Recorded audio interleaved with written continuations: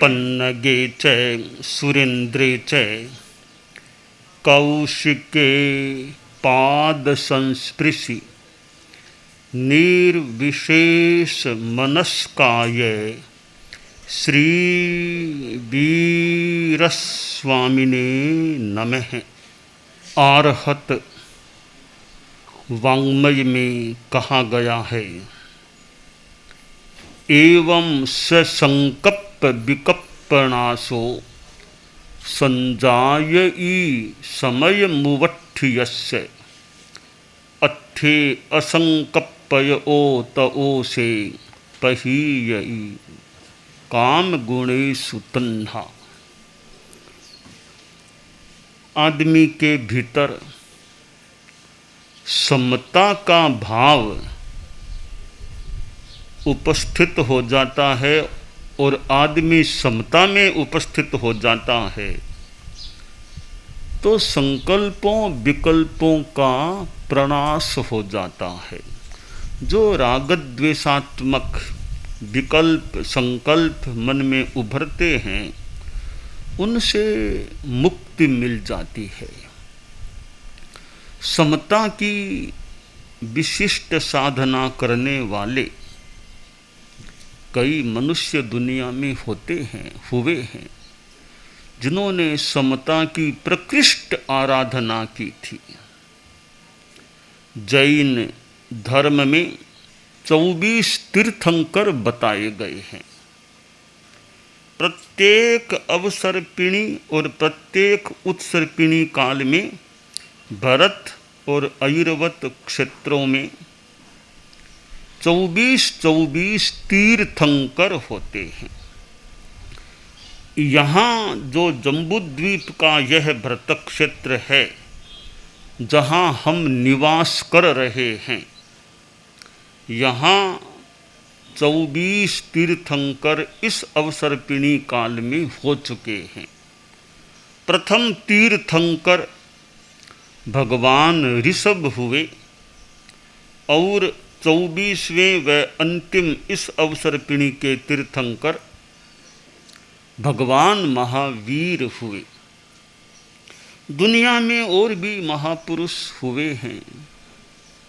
रामचंद्र जी भी, जिनका नाम कितना फेमस है, प्रसिद्ध है और जिनको जैन परंपरा में मोक्षगत माना गया है। आज चैत्र शुक्ला नवमी है, राम नवमी है। रामचंद्र जी के साथ यह चैत्र शुक्ला नवमी भी जुड़ी हुई है। कोई तिथि तो विशिष्ट महापुरुषों के जीवन के साथ जुड़ जाती है तो वो तिथि भी अपने आप में गरिमामय स्थान को प्राप्त कर लेती है। कार्तिक अमावस्या जो एक अंधेरी रात, परंतु वह भी दीपावली के रूप में हो जाती है और भगवान महावीर के साथ रामचंद्र जी के साथ जुड़ गई। तो जो महापुरुषों के साथ जुड़ जाता है वह जुड़ने वाला भी कुछ अंशों में उन महापुरुषों के योग से गरिमा को प्राप्त हो जाता है।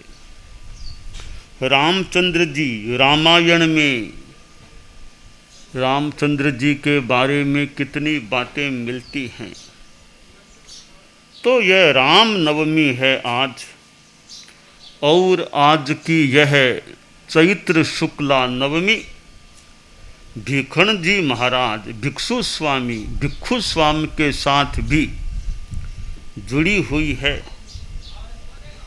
और आज से 264 वर्ष पूर्व आज के दिन भीखण जी महाराज ने अभिनिष्क्रमण किया था। मारवाड़ की वह एरिया, और मारवाड़ ऐसा वो कांठा का क्षेत्र, मारवाड़ का कांठा क्षेत्र, जहाँ भिक्षु स्वामी के जन्म का स्थान भी, महाप्रयाण का स्थान भी, अभिनिष्क्रमण का स्थान भी है, और एक प्रथम दीक्षा जो हुई थी थानकवासी परंपरा में, उसका स्थान भी मारवाड़ में है, कांठा में है। जन्म का स्थान कंटालिया, और फिर वो थानकवासी परंपरा में जो दीक्षा हुई वह स्थान बगड़ी, और महाप्रयाण का स्थान सिरियारी, और अभिनिष्क्रमण का स्थान भी बगड़ी। दोनों बगड़ी को मौके मिले हैं। एक तीसरा मौका और सांसारिक मौका है कि भीखण जी महाराज गृहस्थावस्था में थे, उनका ससुराल भी बगड़ी में ही था। बगड़ी में यानी वो एक सांसारिक उनका रिश्ता था। ये धार्मिक जो है वह दीक्षा और अभिनिष्क्रमण से जुड़ा हुआ है। दीक्षा जो प्रथम थानकवासी परंपरा में जो दीक्षा हुई उसका वो स्थान है। तो बगड़ी में ही आज के दिन भीखण जी महाराज ने, तो थानकवासी परंपरा में साधु थे, 22 टोला कह दो, थानकवासी कह दो, वहाँ से आज के दिन अभिनिष्क्रमण किया था। जीवन में कई स्थितियां आ सकती हैं। कुछ व्यक्ति उन स्थितियों से लाभ उठाने का प्रयास कर लेते हैं। लाभ दो तरह का होता है, भौतिक लाभ, स्वार्थ का लाभ, और दूसरा आध्यात्मिक लाभ। भीखण जी महाराज जो रघुनाथ जी महाराज के संप्रदाय में साधु बने थे, और उनके पास, भीखण जी महाराज के पास बुद्धि प्रतिभा का अच्छा क्षयोपशम था, ऐसा प्रतीत हो रहा है। जो बुद्धि, जो चिंतनशीलता भीखण जी महाराज में थी वह विशिष्ट थी। यानी सब में ऐसी प्रतिभा का होना कठिन है। कोई व्यक्ति में ऐसी प्रज्ञा प्रतिभा हो सकती है, कईयों में हो सकती है। तो भीखण जी महाराज के पास भी वो एक विशिष्ट क्षयोपशम ज्ञानावरणीय कर्म का था, और उनका पुरुषार्थ भी संभवतः है उस क्षयोपशम का मानो उपयोग करने में चलता था, और शास्त्राभ्यास, शास्त्र स्वाध्याय भी किया, और उनको असंतोष भी हुआ। असंतोष यों बुरा भी हो सकता है, होता है, और कहीं कहीं असंतोष उत्थान की दिशा में बढ़ाने वाला भी हो सकता है। संस्कृत में कहा गया है, असंतुष्टो द्विजो नष्ट है, संतुष्टश्चापि पार्थिव है। कोई द्विज ब्राह्मण असंतुष्ट रहता है वो अच्छा नहीं, एक राजा संतुष्ट हो जाए वो भी अच्छा नहीं। कि राजा है उसको तो अभी संतोष को अभी और विकास करो, और विकास करो, और विकास करो। विकास में संतोष नहीं, भी और हो गया वो ठीक है, और आगे बढ़ना है। तो राजा को संतुष्ट नहीं होना चाहिए, यानी और विकास का प्रयास करना चाहिए। भीखण जी महाराज में भी मानो कि असंतोष ने जन्म ले लिया। यानी उनको लगा कि जहाँ जिस आमनाय में, जिस समुदाय में मैं हूँ, वहाँ का आचार विचार का जो स्थापन है, क्रम है या परंपरा चल रही है, वह संतोषप्रद नहीं है। इसमें परिष्कार, सुधार अपेक्षित है। उन्होंने अपने गुरु से चर्चा वार्ता भी की, परंतु उनको चर्चा वार्ता का कोई नतीजा बढ़िया नहीं लगा, ऐसा लगता है। तो फिर उन्होंने संभवतः निर्णय कर लिया कि अब तो निष्क्रांति, अभिनिष्क्रमण ही श्रेयस्कर है। कोई कार्य एक स्थिति में अच्छा नहीं होता है तो वही कार्य एक परिस्थिति में ठीक भी हो सकता है। द्रव्य क्षेत्र काल भाव के अनुसार एक कार्य गलत है तो वही कार्य अन्य द्रव्य क्षेत्र काल भाव की परिस्थिति में अच्छा भी माना जा सकता है, अच्छा भी हो सकता है। परिस्थिति भी कहीं कहीं देखने की होती है। सामान्यतया है कि साधु को ताला नहीं खोलना। सामान्य विधि तो यह, कोई विशेष परिस्थिति आ जाए जो मान्य विधि है तो साधु ताला भी खोल दे तो वह भी गलत नहीं माना जाता, क्योंकि द्रव्य क्षेत्र काल भाव अलग अलग हैं। चतुर्मास में विहार नहीं करना, सामान्य विधि तो यही है, विहार नहीं करना। परंतु कहीं सेवा की अपेक्षा हो गई, कोई साधु बीमार हो गया है और वहाँ सेवा करने वाला कोई सक्षम साधु नहीं है, तो चतुर्मास में भी विहार करके साधु उस गांव में जा सकते हैं जहाँ बीमार को सेवा की अपेक्षा है। कालूगणी गंगापुर में थे, अस्वस्थ हो गए और चारित्रात्माओं ने गंगापुर जाने का प्रयास किया। तो ये कौन सा कार्य एक स्थिति में गलत है तो वही कार्य अन्य परिस्थिति में उचित और सही भी माना जा सकता है। तो ये अभिनिष्क्रमण, निष्क्रमण निकलना कहीं गलत हो सकता है तो एक परिस्थिति में वो अच्छा भी हो सकता है। भीखण जी महाराज ने अभिनिष्क्रमण किया और कठिनाई भी मानो स्वागत करने आ गई, सहचर बनने के लिए आ गई कि तूफान आंधी जो भी आ गया, गांव में रहने को स्थान नहीं मिल रहा, नहीं मिला होगा तो आगे बढ़े तो तूफान आंधी, आखिर जैत सिंह जी की छत्री का स्थान जो बगड़ी में है, गांव बाहर के से स्थान में जहां हम अनेक बार जाते हैं, गए हैं, तो कहते हैं वहां फिर रात्रि प्रवास किया। वो स्मशान का सा स्थान जहां जो एक अंतिम क्रिया का स्थान जो भी, तो वहां रात्रि प्रवास किया। और लगता है भीखण जी स्वामी में साहस, मनोबल, वे जैसे बुद्धि विशिष्ट थी, वो क्षयोपम अच्छा था, तो लगता है मनोबल, साहस वो भी, उसका भी मानो क्षयोपम उनमें अच्छा था, विशिष्ट था। और फिर तेरा पंथ नाम भी पड़ गया।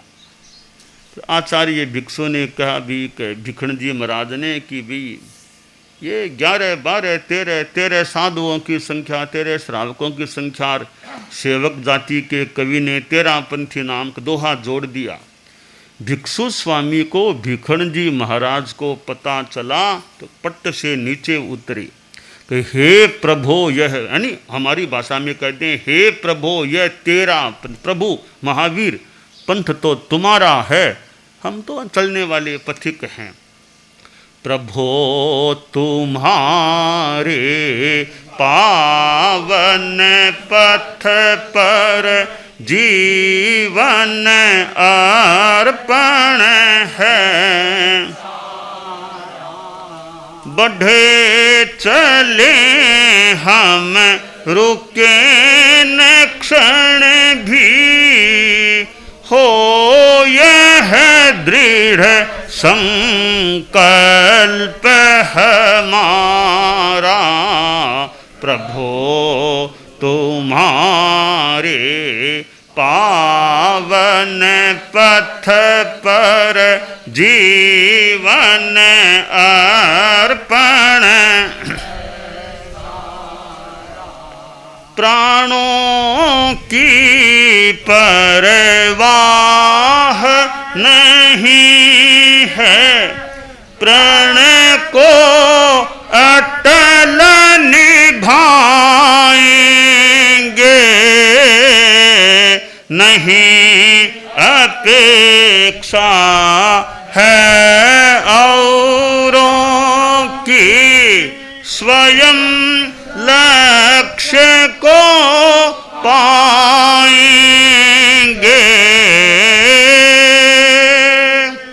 एक तुम्हारे ही वचनों का, एक तुम्हारे ही वचनों का, भगवन प्रतिपल सबल सहारा, प्रभो तुम्हारे पावन पथ पर जीवन अर्पण है। तो हे प्रभो, यह तेरा पंथ, हमारे संप्रदाय का नाम तेरा पंथ पड़ गया। तेरा पंथ के दो अर्थ, तेरा 11 12 13 13, तेरे नियम तेरे संख्या, एक तेरा योर दाई दाई पा, तुम्हारा पंथ। तो दोनों अर्थ यूँ निकल जाते हैं। तो यह आज का चैत्र शुक्ला नवमी का दिन, जो हमारे धर्म संघ के इतिहास से और धर्म संघ के जन्म की पृष्ठभूमि से भी मानो जुड़ा हुआ है। और आज के दिन हमारे परम पूजनीय परम स्तवनीय आचार्य भिक्षु ने जो स्थानकवासी परंपरा से अभिनिष्क्रमण किया था और एक संघ का फिर स्थापन प्रतिष्ठापन भी हो गया, तो भिक्षु स्वामी के जीवन से हम साहस मनोबल की प्रेरणा ले सकते हैं। और उनमें जो ज्ञानवत्ता या जो प्रतिभा थी, वैसी प्रतिभा यानी निर्मल प्रतिभा हमारे में भी विकसित हो और तटस्थ प्रतिभा हो, यथार्थान्वेषण करने वाली प्रतिभा हो हमारी। और भिक्षु स्वामी में जो एक श्रद्धा आस्था, तो हमारे में भी अपने आराध्य के प्रति और यथार्थ के प्रति, अपने नियमों के प्रति, व्रतों के प्रति अच्छी निष्ठा हो, लगाव हो, भावना हो, भक्ति हो। तो आज जो हमारा धर्म संघ तीसरी शताब्दी में चल रहा है, तीसरी शताब्दी के भी लगभग 64 वर्ष करीब करीब संपन्न होने जा रहे हैं। 9 महीने करीब हो गए, 63 वर्ष 9 महीने, 9.25 पुणे 9 महीने, 64 वर्ष इस तीसरी शताब्दी के पूरे होने वाले हैं। तो ये हमारा धर्म संघ आचार्य भिक्षु से जुड़ा हुआ है। पहली शताब्दी के प्रारंभ में तो आचार्य भिक्षु थे ही थे, और दूसरी शताब्दी के प्रारंभ में श्रीमद् जयाचार्य थे। तीसरी शताब्दी के प्रारंभ में परम पूजनीय आचार्य श्री तुलसी थे। तो भिक्षु स्वामी भी मारवाड़ से थे। जयाचार्य दूसरी शताब्दी के प्रारंभ में हुए, वे भी मारवाड़, रोहट मारवाड़ के। आचार्य श्री तुलसी भी लाडनू, वो भी मारवाड़ के थे। तो तीनों शताब्दियों के प्रारंभ में जो थे वे तीनों के तीनों सहजतया कोई योग है कि मारवाड़ से जुड़े हुए थे। तो वर्तमान में हमारा धर्म संघ यह तीसरी शताब्दी में वर्धमान है, गतिमान है। तो हम हमारे धर्म संघ को और आगे बढ़ाने का, ज्ञान दर्शन चारित्र तप की दृष्टि से वर्धमान करने का, गतिमान बनाए रखने का यथासंभवतया प्रयास करते रहें और जितनी सेवा हमारे धर्म संघ की कर सकें और दूसरों की भी आध्यात्मिक सेवा जो कर सकें वह करने का प्रयास करें। तो ऐसा हमारा मनोभाव बना रहे। तो आचार्य भिक्षु जो हमारे धर्म संघ के आद्य आचार्य हुए हैं, प्रणेता हुए, प्रथम आचार्य हुए हैं और जिनका साहित्य वाङ्मय, भिक्षु वाङ्मय, कितने कितने ग्रंथ सिद्धांत परक, आख्यान परक हमें प्राप्त हो रहे हैं। तो उनके ग्रंथों का स्वाध्याय हम करते हैं। भिक्षु वाङ्मय का एक अनुवाद संपादन जैसा कार्य भी चल रहा है और आचार्य श्री महाप्रज्ञ जी जो हमारे धर्म संघ के 10वें आचार्य थे, उन्होंने भी भिक्षु विचार दर्शन की जो पुस्तक है उनकी, तो उनका भी जो साहित्य है और भिक्षु विचार दर्शन जैसी किताब पढ़ने वाले पढ़ें, मनन करें, चिंतन करें तो हम भिक्षु स्वामी से और परिचित हो सकते हैं, उनको पढ़ सकते हैं। स्वयं स्वामी भिक्षु स्वामी के ग्रंथों को भी पढ़ सकते हैं और उनके ग्रंथों पर जो कार्य हुआ या एक निचोड़ है, ऐसी किताबें भिक्षु विचार दर्शन जैसी वो किताबें भी हम पढ़ने का प्रयास कर सकते हैं। और आगम वाङ्मय तो मूल जो आधार है, उस आगम वाङ्मय का जितना आलोडन विलोडन स्वाध्याय कर सकें वह भी हम करने का प्रयास करें। तो यह हमारा धर्म संघ जैन श्वेतांबर 13 पंथ है, जिसमें आचार्यों का 1 दशक अतीत में हो चुका है, दूसरा दशक प्रारंभ हो चुका है, चल रहा है। तो प्रथम दशक में 10 आचार्य हुए हैं, हम उनको प्रणमन करें और हमारे धर्म संघ को हम आगे बढ़ाने का यथोचित प्रयास करें, यह काम्य है।